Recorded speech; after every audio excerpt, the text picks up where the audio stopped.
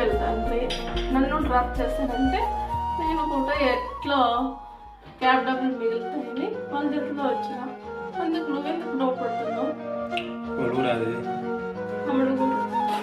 అమ్మగూరులో ఇల్లు పెట్టుకొని చిన్నగానపల్లి వరకు డ్రాప్ చేసిన అవసరమేముంది?